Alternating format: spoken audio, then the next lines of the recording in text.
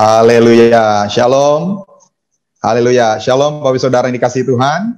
Puji Tuhan, selamat Natal atas nama pribadi dan juga keluarga. Kami ucapkan selamat Natal dan juga menjelang tahun baru kepada seluruh jemaat Hope dan juga mungkin Bapak Saudara yang bergabung dalam ibadah tanggal 25 Desember ini. Satu sukacita, kita bisa tetap merayakan Natal walaupun mungkin Natal tahun ini agak berbeda dengan tahun-tahun yang lalu. Mungkin sebagian tidak bisa pulang kampung, mungkin sebagian tidak bisa melakukan parade Natal seperti di beberapa daerah tradisi tahunan, juga nggak bisa jalan-jalan ke mall. Tapi saya percaya ada hikmahnya. Kita belajar bahwa Natal itu intinya, esensinya adalah kita memperingati kelahiran Tuhan Yesus, Juru Selamat umat manusia, dan dampaknya yang luar biasa dalam kehidupan umat manusia. Sebelum kita mendengar firman Tuhan, mari kita sekali lagi berdoa Bapak Saudara. Bapak, kami bersyukur hari ini kami bisa merayakan Natal, mungkin juga bersama dengan keluarga kami, di rumah kami masing-masing. Kami percaya Tuhan bahwa hari ini ada sukacita, ada damai sejahtera, ada kedamaian yang kami alami di tengah keluarga kami. Dan saat ini kami juga mau mendengar pesan Natal yang akan menguatkan iman kami, membuat kami terus berharap kepada Tuhan, Yesus Juru Selamat kami yang lahir di hari Natal yang kami peringati hari ini. Terima kasih Bapak, urapi hamba-Mu, supaya isi hati-Mu disampaikan untuk kami sekalian. Di dalam nama Tuhan Yesus, kita semua yang siap mendengar firman Tuhan sama-sama katakan, amin. Nah, Bapak Saudara, hari ini kita akan belajar firman Tuhan, judulnya adalah NATAL, Natal, akronim dari NATAL. Kita akan belajar apa yang sebetulnya menjadi latar belakang atau makna dari peristiwa Natal.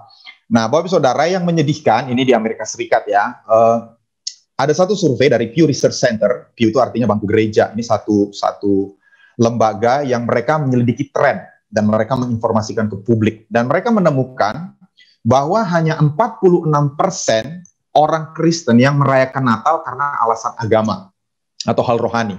Sisanya mereka merayakan Natal hanya karena budaya, ada Santa Claus, lalu kemudian ada tukar-menukar hadiah. Makanya sekarang Natal itu banyak disebut holiday season, bukannya lagi Christmas, tapi musim liburan. Orang berpikir Natal itu adalah liburan panjang di akhir tahun. Dan tren ini bahkan menurun dari 51% sebelumnya. Jadi sebelumnya masih ada lebih dari separuh orang Kristen yang merayakan Natal itu karena alasan rohani. Tapi kemudian turun hanya sisa 46%.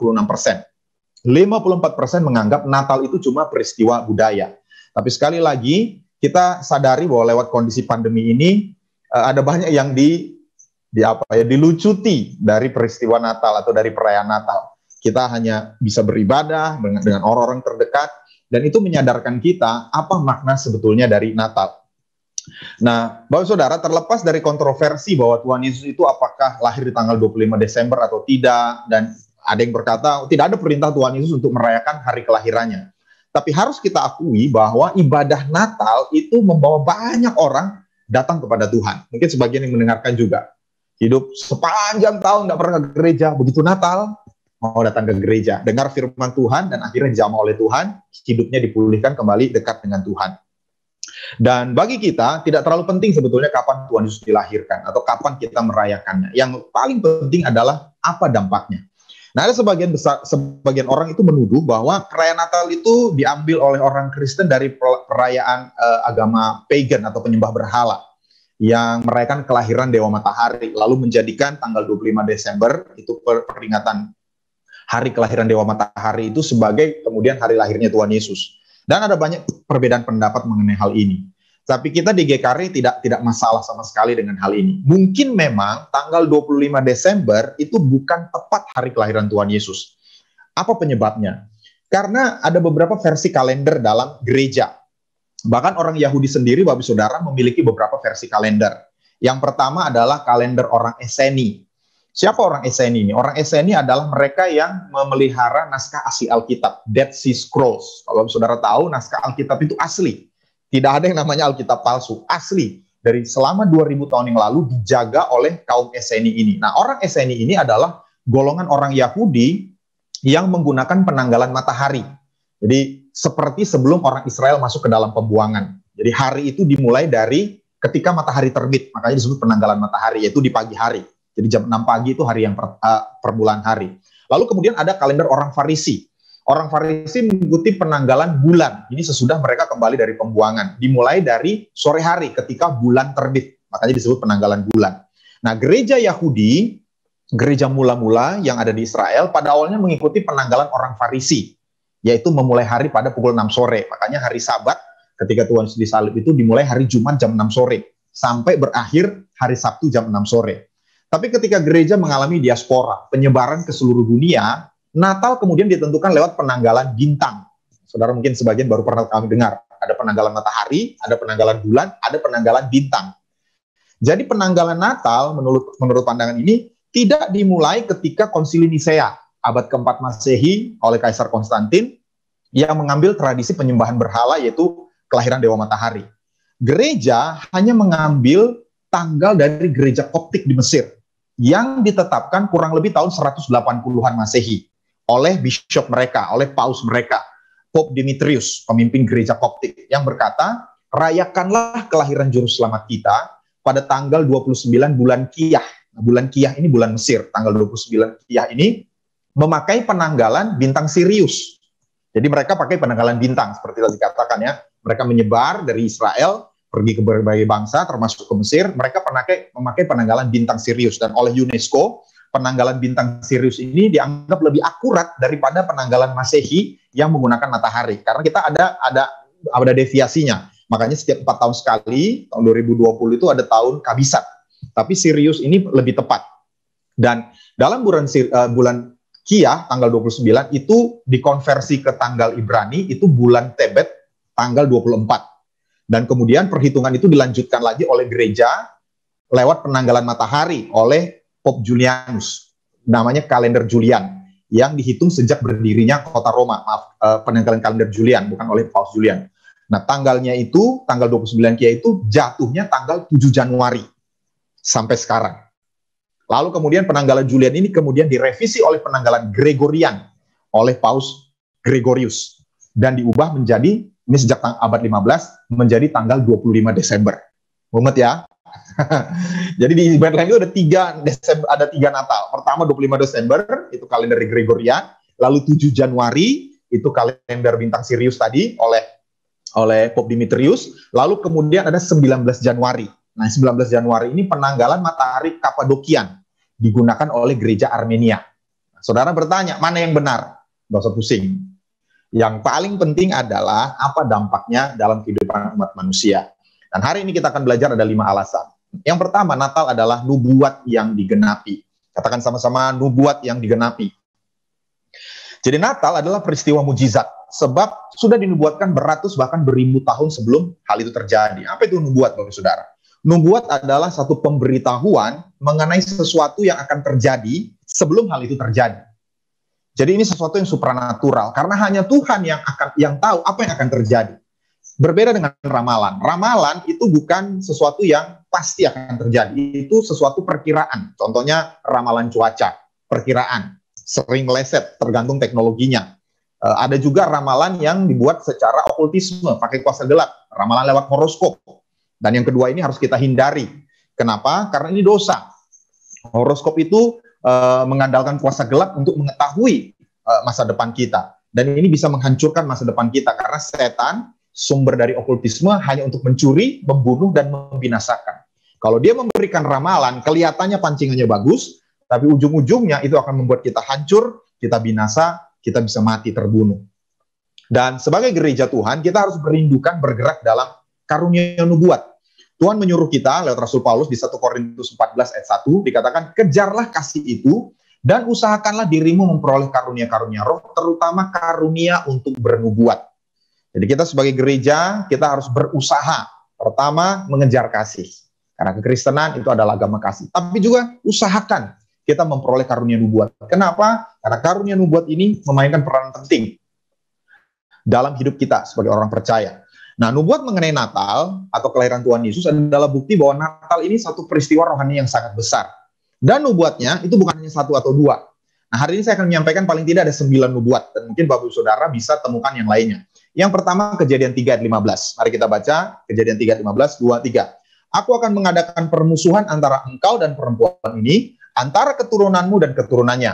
keturunannya, dalam bahasa Inggris itu her seed atau benihnya akan meremukkan kepalamu dan engkau akan meremukkan tumitnya. Jadi nubuat yang pertama adalah Mesias itu akan lahir dari benih Hawa. Nah, ini menarik, saudara. Kenapa? Karena Hawa atau perempuan itu tidak punya benih. Benih itu selalu berasal dari sperma laki-laki.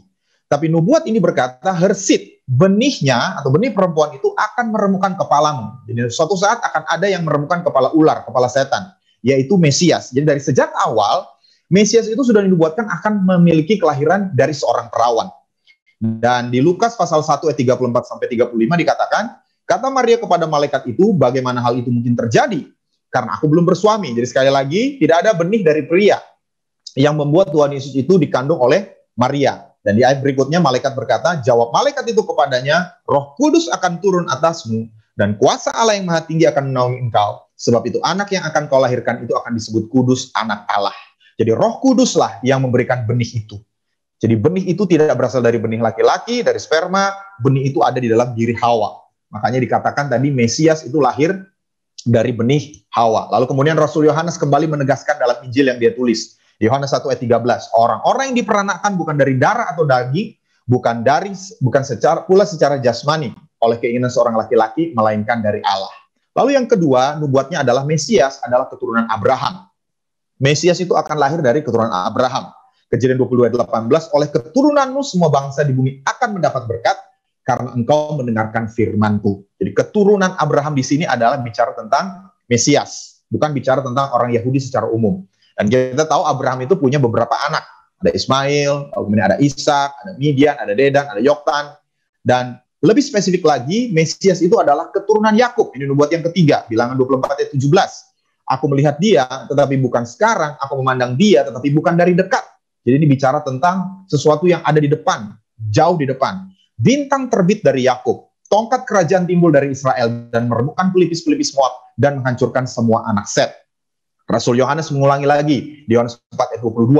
Kamu menyembah apa yang tidak kamu kenal, kami menyembah apa yang kami kenal, sebab keselamatan datang dari bangsa Yahudi. Bangsa Yahudi itu bicara tentang keturunan Yakub. Jadi kita sudah lihat bagaimana seluruh Alkitab, perjanjian lama, perjanjian baru itu mempunyai pesan yang berkaitan.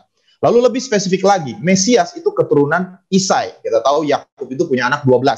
Lalu kemudian ada salah satu suku, dan di dalam suku itu ada orang bernama Isai. Yesaya 11 ayat yang pertama, suatu tunas akan keluar dari tunggul Isai, dan taruk yang akan tumbuh dari pangkalnya akan berbuah. Ini nubuat mesianik. Nabi Yesaya itu banyak menubuatkan tentang Mesias. Dan salah satunya, Mesias adalah keturunan Isai. Lalu kemudian lebih spesifik lagi, Mesias adalah keturunan Raja Daud. Isai itu punya seorang anak, ada 7 bersaudara, yang paling kecil namanya Daud, lalu kemudian menjadi raja. Nabi Yeremia menubuatkan, sesungguhnya waktunya akan datang, demikianlah firman Tuhan, bahwa aku akan menumbuhkan tunas adil bagi Daud, ia akan memerintah sebagai raja yang bijaksana, dan akan melakukan keadilan dan kebenaran di negeri.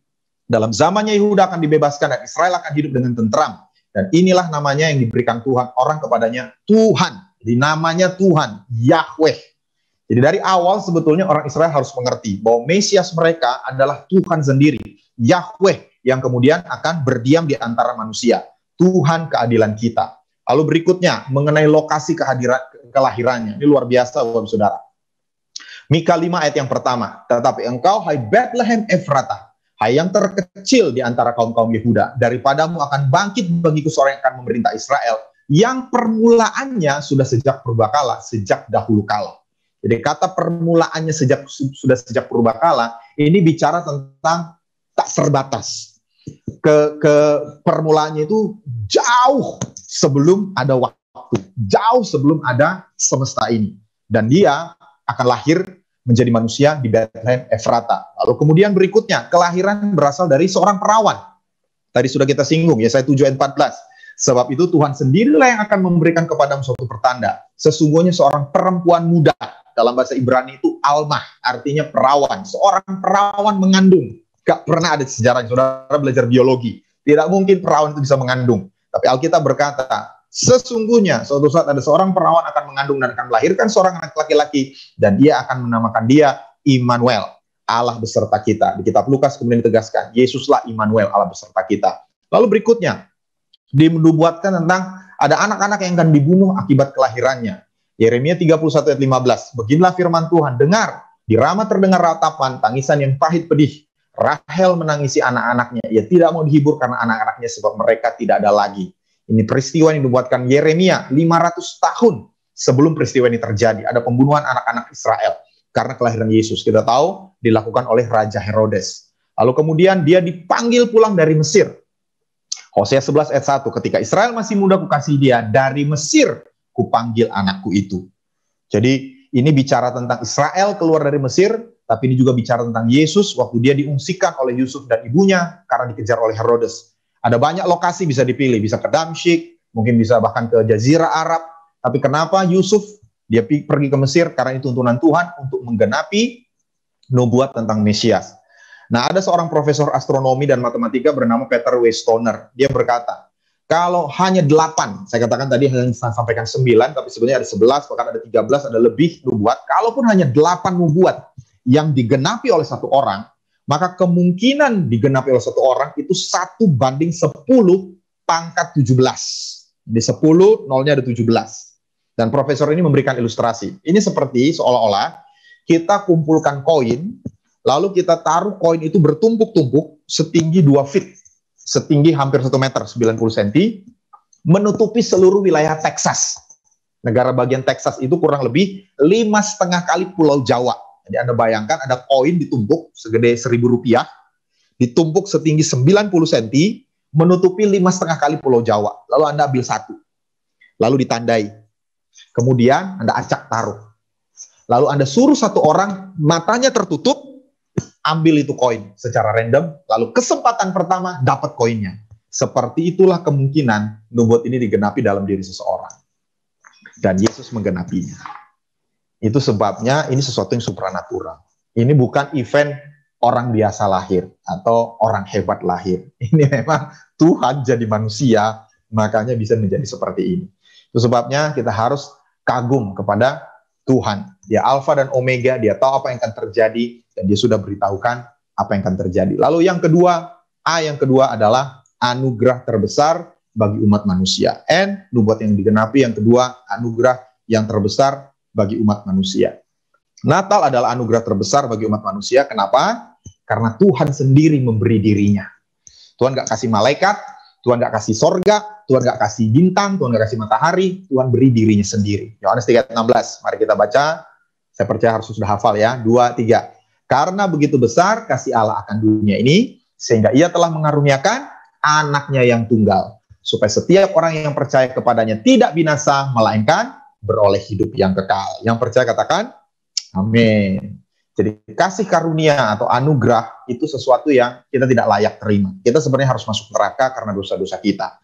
Roma 6 ayat 23 berkata, sebab upah dosa ialah maut. Tetapi karunia Allah ialah hidup yang kekal dalam Kristus Yesus Tuhan kita. Jadi tidak ada orang yang bisa lepas dari dosa. Sama seperti tidak ada orang yang bisa lepas dari maut. Suatu saat semua orang akan meninggal, suatu saat semua orang akan dihakimi sesuai dengan dosanya. Manusia berusaha lewat agama, berusaha supaya dia memiliki damai, tenang, keyakinan bahwa hidupnya baik-baik saja dengan Tuhan. Berusaha dengan berbuat baik, berusaha dengan uang, berusaha dengan pengetahuan. Tetapi mereka tetap mengalami yang namanya kehampaan di dalam hati. Ada seorang ilmuwan jenius bernama Blaise Pascal. Dia berkata, ada kehampaan atau vakum dalam hati setiap manusia yang dibuat oleh Tuhan, yang tidak bisa dipenuhi oleh apapun kecuali oleh Tuhan Sang Pencipta yang diperkenalkan oleh Tuhan Yesus. Jadi our creator, pencipta kita, mendesain kita dengan satu vakum, satu lubang hampa, satu ruang hampa yang tidak mungkin bisa diisi oleh agama, oleh kesenangan dunia, oleh teknologi, oleh kekayaan. Karena memang Tuhan desain hanya untuk bisa diisi oleh Sang Pencipta itu sendiri yang sudah diperkenalkan lewat Tuhan Yesus Kristus. Itu sebabnya Roma 5 ayat 8 berkata, mari kita baca. 2, 3. Akan tetapi Allah menunjukkan kasih-Nya kepada kita oleh karena Kristus telah mati untuk kita ketika kita masih berdosa. Jadi Natal itu mengingatkan kita terima hadiah terbesar. Hadiah yang lebih besar daripada semua yang dunia ini bisa berikan. Karena Kristus diberikan untuk mati bagi kita, mati bagi dosa kita ketika kita masih berdosa. Lalu T yang berikutnya, Natal artinya tepat waktunya. Natal terjadi tepat waktunya. Dia satu nubuat yang digenapi, Natal adalah anugerah terbesar, tapi Natal itu terjadi tepat waktunya. Galatia 4 ayat yang keempat. Galatia 4 ayat yang keempat berkata, tetapi setelah genap waktunya, maka Allah mengutus anaknya yang lahir dari seorang perempuan dan takluk kepada hukum Taurat. Katakan setelah genap waktunya. Jadi segala sesuatu Tuhan izinkan terjadi dalam sejarah manusia, secara makro, dalam hidup kita pribadi, secara individu, itu setelah waktu Tuhan genap. Contoh, orang Israel pulang dari pembuangan genap setelah 7 tahun, di mana tanah di Israel itu mengalami pemulihan setelah tahun-tahun Sabat yang diabaikan. Kenapa nggak 10 tahun, Pastor? Kenapa nggak 20 tahun? Kenapa nggak 40 tahun? Kenapa 70 tahun? Karena memang ada firman Tuhan yang mengatakan, Yeremia 29 ayat 10, sebab beginilah firman Tuhan, apabila telah genap 70 tahun bagi Babel, barulah aku memperhatikan kamu. Aku akan menepati janjiku itu kepadamu dengan mengembalikan kamu ke tempat ini. Kenapa 70 tahun? 2 Tawarik 36 ayat 21.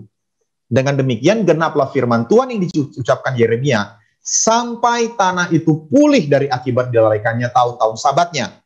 Karena tanah itu tandus selama menjalani Sabat, sehingga genaplah 70 tahun. Jadi dalam hukum Taurat, Tuhan menyuruh orang Israel itu untuk membiarkan tanah tidak diolah dalam namanya tahun Sabat. Tapi orang Israel mereka terus mengolah, sehingga tanah itu kemudian mengalami pengabaian, mengalami kelalaian. Dan Tuhan buang orang Israel selama 70 tahun akibat dosa pemberontakan mereka. Kenapa? Karena butuh 70 tahun untuk tanah itu dipulihkan dari tahun-tahun Sabatnya. Lalu kemudian juga Kejadian 15 ayat 13. Orang Israel itu diperbudak oleh orang Mesir selama 400 tahun. Sampai apa? Firman Tuhan kepada Abram, Kejadian 15 ayat 13. Ketahuilah dengan sesungguhnya bahwa keturunanmu akan menjadi orang asing dalam suatu negeri yang bukan kepunyaan mereka. Dan bahwa mereka akan diperbudak dan dianiaya 400 tahun lamanya. Kenapa harus 400 tahun? Apakah Tuhan kejam? Ada waktu Tuhan yang perlu digenapi sampai 400 tahun. Tetapi keturunan yang keempat akan kembali ke sini, sebab sebelum ini kedurjanaan orang Amori itu belum genap. Jadi ukuran Tuhan, parameternya Tuhan untuk membebaskan orang Israel dari Mesir adalah sampai kedurjanaan orang Amori itu genap. Dan waktu kedurjanaan sudah genap, Tuhan pakai orang Israel untuk menghukum mereka, membersihkan tanah perjanjian dari semua kedurjanaan, supaya nanti Mesias bisa datang. Jadi lihat bahwa Tuhan itu selalu menggunakan pola dan prinsip sesuai dengan firman Tuhan. Itu sebabnya bagi kita pribadi pun, kita harus percaya bahwa Tuhan pasti menggenapi apa yang dijanjikannya. Yang menjadi misteri adalah kapan waktunya. Dan bagian dari kita adalah setia tetap berpegang, berpaut pada janji Tuhan. Di Ibrani 1 ayat 1 sampai 2, ini juga yang menjadi prinsip Tuhan mengutus anaknya ke dunia. Ibrani 1 ayat 1 dan 2, mari kita baca sama-sama. 2, 3. Setelah pada zaman dahulu Allah berulang kali dan dalam berbagai cara berbicara kepada nenek moyang kita dengan perantaraan nabi-nabi, maka pada zaman akhir ini ia telah berbicara kepada kita dengan perantaraan anaknya, yang telah ia tetapkan sebagai yang berhak menerima segala yang ada. Oleh dia, Allah telah menjadikan alam semesta. Jadi perhatikan, ini akhir zaman. Apa buktinya ini akhir zaman? Karena Yesus sudah datang ke bumi. Allah Bapa kita berulang kali berbicara lewat nabi-nabi, lewat berbagai cara kepada nenek moyang kita, secara rohani. Tapi kemudian di akhir zaman, dia berbicara kepada kita dengan perantaraan anaknya. Yesus yang datang menjadi manusia. Jadi nabi terakhir di perjanjian lama itu Nabi Maleakhi. 400 tahun tidak ada suara Tuhan, tidak ada pewahyuan, tidak ada penglihatan, tidak ada penampakan, tidak ada nubuat, tidak ada mimpi. 400 tahun zaman kegelapan. Tiba-tiba malaikat Gabriel mendatangi Zakaria mengabarkan kelahiran Yohanes Pembaptis yang menjadi pembuka jalan bagi Mesias, dan sejarah manusia berubah selama-lamanya. Itu sebabnya mari harapkan ketiba-tibaan dari Tuhan. Ketika kita tidak melihat tanda-tanda seolahnya Allah pertolongan Tuhan tidak datang. Tapi kita tetap menanti-nantikan Tuhan. Sama seperti Hana, sama seperti Simeon yang berpuasa, berdoa siang dan malam. Tiba-tiba Yesus masuk ke bait Allah dan mereka berkata, ini Mesias, juru selamat umat manusia. Tuhan itu sering bekerja dengan tiba-tiba, Bapak Saudara. Ketika kita tidak melihat adanya tanda-tanda terjadi terobosan, percaya Tuhan tiba-tiba bisa melakukan terobosan. Amin. Yang percaya katakan amin. Jadi yang pertama N, nubuat yang digenapi. Yang kedua A, anugerah terbesar bagi umat manusia. Yang ketiga T, tepat waktunya. Yang keempat A, Allah menjadi manusia. Allah menjadi manusia. Jadi Natal adalah peristiwa rohani. Kenapa? Karena pada hari Natal kita peringati Allah menjadi manusia. Lukas 2 ayat yang ke-11. Malaikat berkata, hari ini telah lahir bagimu juru selamat, yaitu Kristus Tuhan di kota Daud. Yang menyampaikan ini malaikat. Jadi dia tahu, malaikat ini tahu, ini benar-benar Tuhan. Kalau manusia yang ngomong, kita bisa bilang mengaku-ngaku jadi Tuhan. Tapi malaikat melayani Tuhan mungkin sudah miliaran tahun lamanya. Jadi mereka tahu rencana keselamatan, mereka tahu rencana kelahiran Tuhan menjadi manusia. Sehingga waktu mereka berkata, hari ini, hari Natal telah lahir bagimu juru selamat, yaitu Kristus Tuhan di kota Daud, kita harus percaya. Malaikat tidak bisa disogok, malaikat tidak mungkin lakukan teori konspirasi, malaikat tidak bisa berbohong, malaikat menyampaikan fakta. Dan faktanya, Yesus itu Tuhan yang menjadi manusia. Dan pengikut-pengikutnya, murid-muridnya kemudian mengerti hal ini. Dan salah satunya ditulis oleh Rasul Yohanes, rasul yang paling dekat dengan Tuhan Yesus ketika Yesus ada di muka bumi. Yohanes 1 ayat 1 sampai 2 berkata, pada mulanya adalah firman.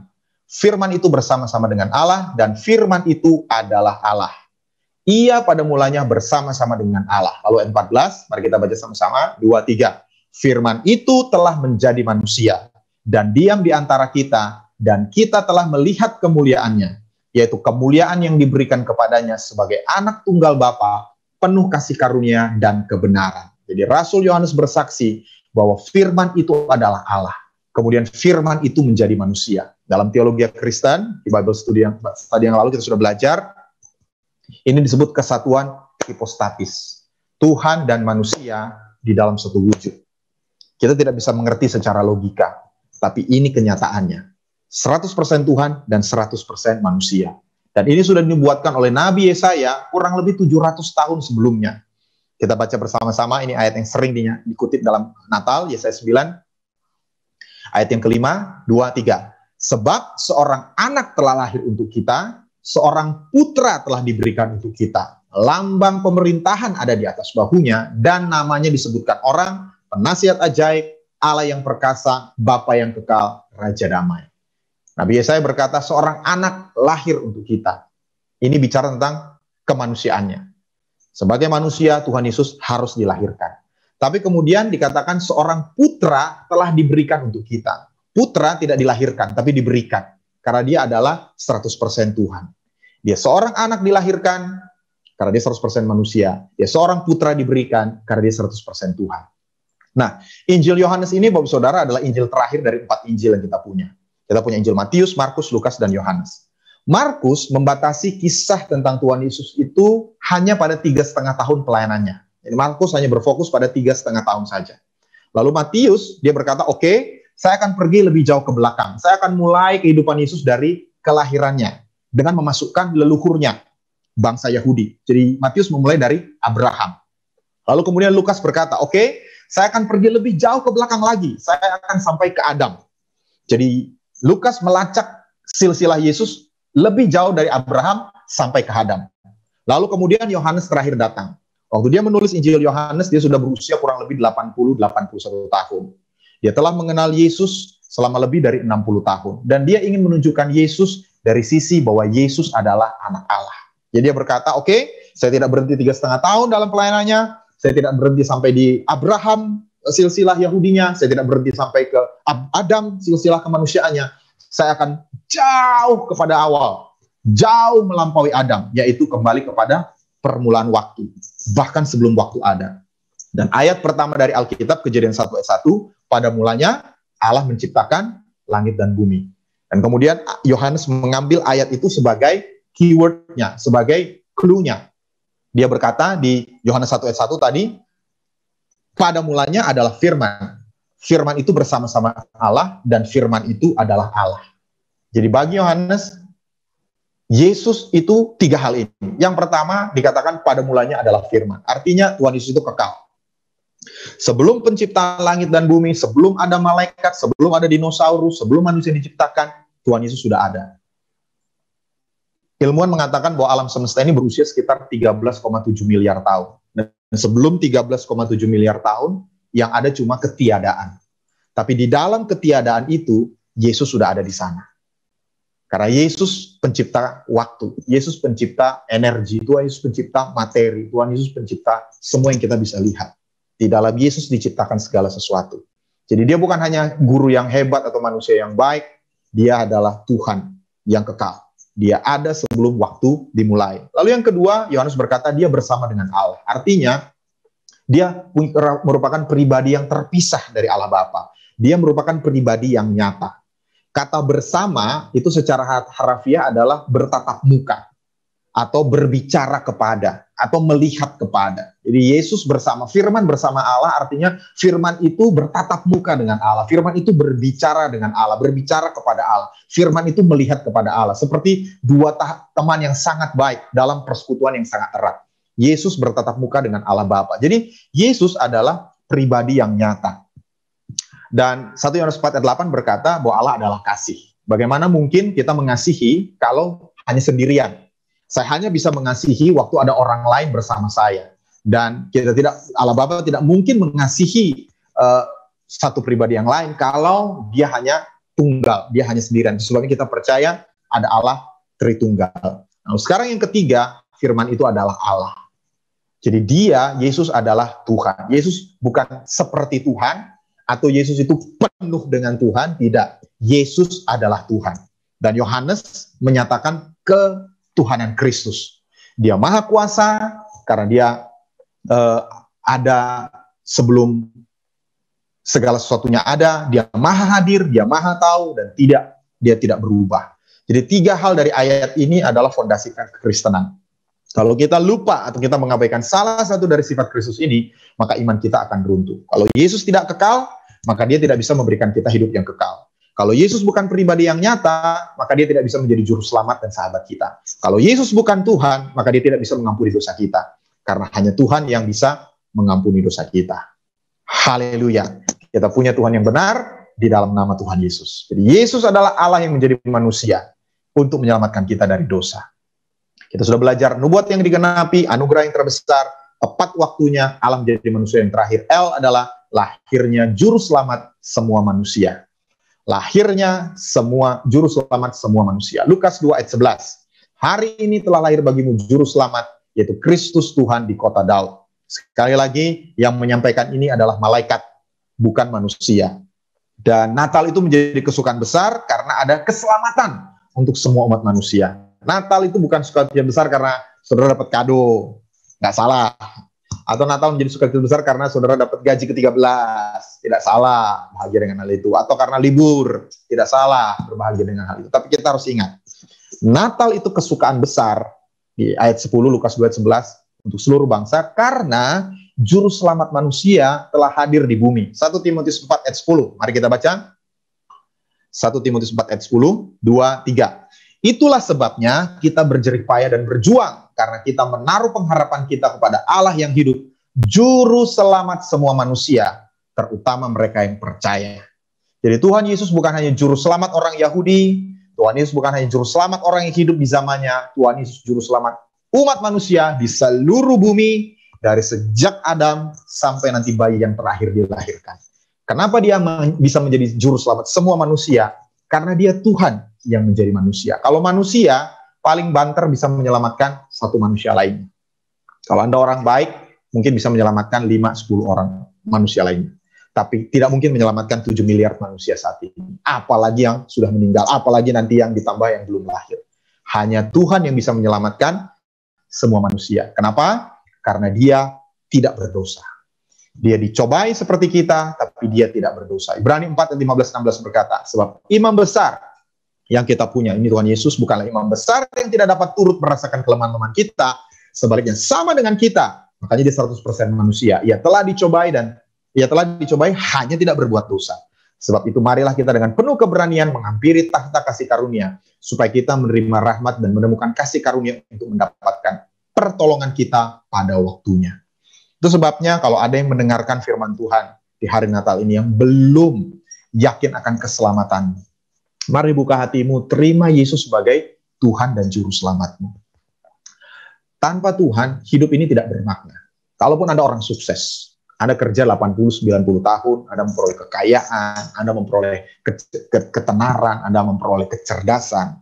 Tapi sudah Anda meninggal, Anda harus terpisah dari orang-orang yang kau kasihi. Anda harus tinggalkan semua prestasimu kepada orang-orang lain. Apa artinya? Apa maknanya? Tapi kalau kita punya juru selamat, kita punya kekekalan. Hidup kita tidak berakhir di liang kubur. Hidup kita berlanjut selama-lamanya bersama dengan Tuhan. Kita akan bertemu kembali dengan orang-orang yang kita kasihi yang sudah mendahului kita. Itu yang menjadikan hidup kita bermakna. Sebab hidup kita adalah hidup yang kekal. Itu sebabnya mari buka hatimu.